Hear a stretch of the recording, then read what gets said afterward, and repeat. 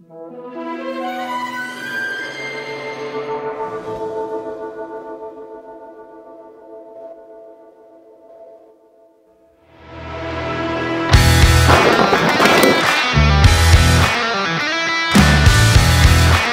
turim viduj.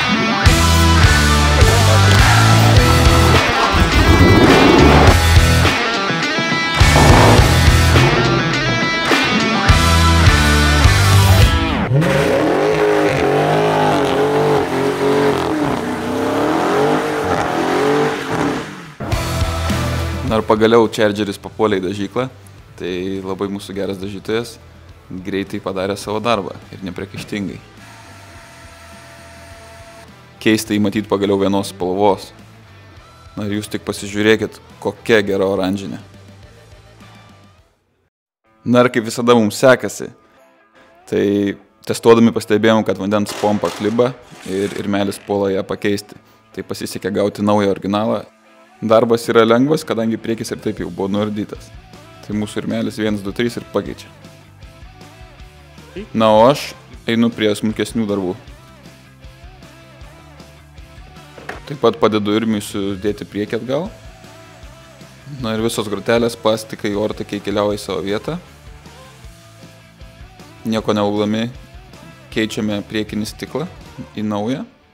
Tai va, truputį priminėm, ką čia turėjom, nes mes iš tikrųjų buvom kaip ir piški pamiršę, ką čia turim. Turėjom problemų su mušimu, nes negavom kelių dalių. Tada užkūrėm, prasukom burnautą, tada strigom su dažykla, nes užsivertėm kitais darbais. Taip, bet pagaliau jau turim nudažytą. Jau pasidarėm, truputį priekį apsirinkom, langą įsiklijavom, po truputį ir saloną surinkinėjom. Dabar kas beliko, tai jau pilnas vaizdas. Tai manau, einam tiesiog dirbti ir surinkti, kas liko.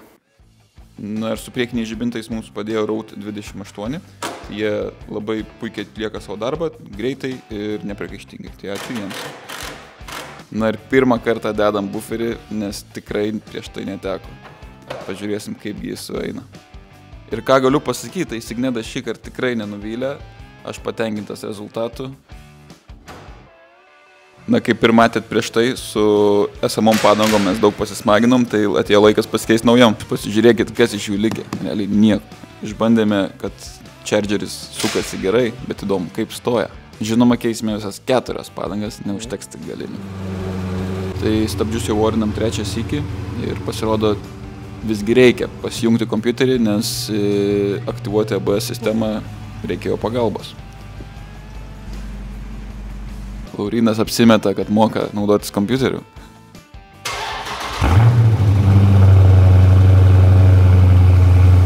Tuo tarpu, kol laukiam smulkių detalių, Motiejus nuniaukia langus, jam sekas tikrai neblogai, žinoma, užtruko iki valandos.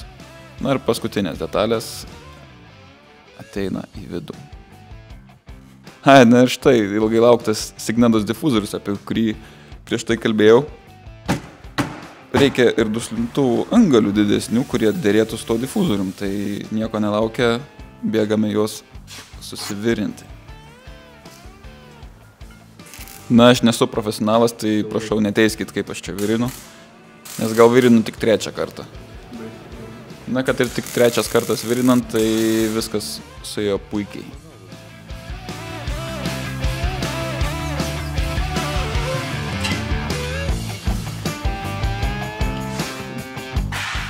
Be daugiau meilės tikrai neapsieinam. Na ir pagaliau iškart geresnis vaizdas. Na ir dedam atgal ratus naujom padangom ir belieka testuoti. Na ir jeigu jūs norite bet kokio automobilio iš Amerikos, kreipkitės į BitPro LT, tai jie garantuos jums kokybę, greitą aptarnavimą ir atrašys bet kurio paros metu. Ir kuo išsiskiria BitPro, tai jie turi jums pasiūlyti jau plaukiančių automobilių, jie gali pasiūlyti jums nusipirkti automobilį, kuris dar tik tai bus aukcione, ir gali pasiūlyti jau einamus variantus šiuo metu. Ir nepamirštam atsidaryti jų Instagramo, tai visą laiką pas jos istorija yra gerų, tikrų variantų, kurie neužilgo bus aukcione arba yra jau nupirkti. Na ir nieko nelaukia, skenuokite QR koduką ir jau rytoj pirkite kartu su BitPro.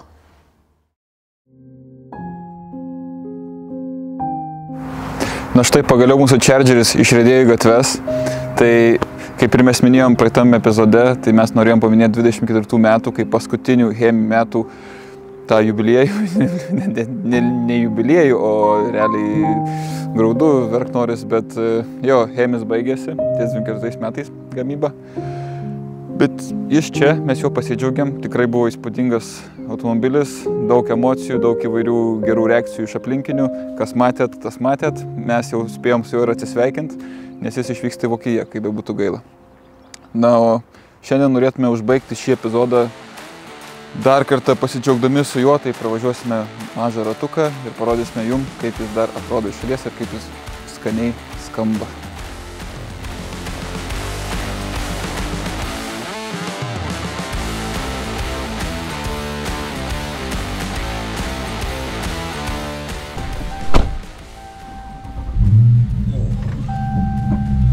Geras garsas kiekvieną kartą iššokus į šį monstriuką.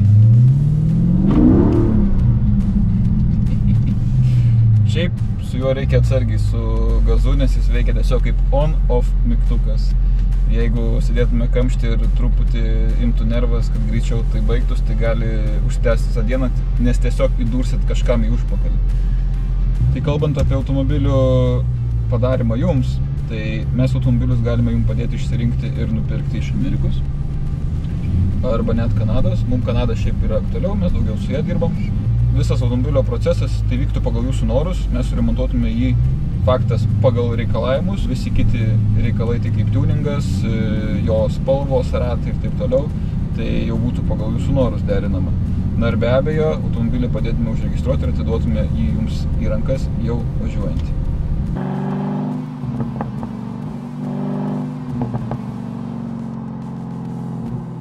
Šios Daytonos yra išties gaila, nes jinai labai fainas, net atrodo patikimas automobilis, kad ir kiek mes ją kankinam, nuoširdžiai jinai nepasiduoda, laikosi. Realiai Dodge inžinieriai pasistengė ir padarė gerą daiktą, tai lyginant šį monstrą, pavyzdžiui, su 5 klasės BMW, tai čia yra amerikietiškas 5 klasės BMW.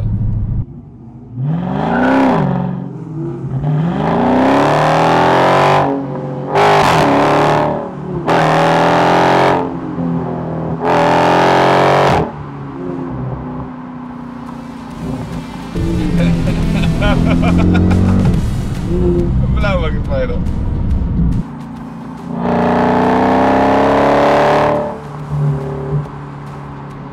Visą laiką po gazu yra pojūtis, kad ten kažkas spiria tau į užpagalį. Toks geras V8.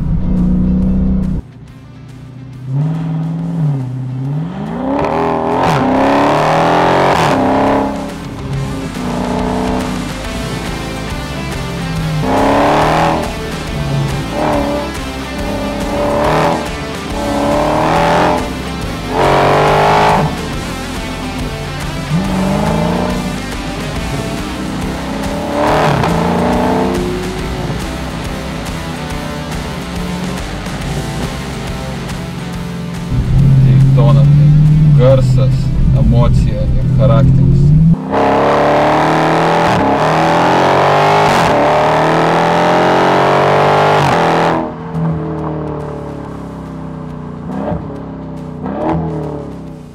Ir labai ačiū, kad žiūrėjote, nepamirškite paspausti like, subscribe ir iki kito epizodo.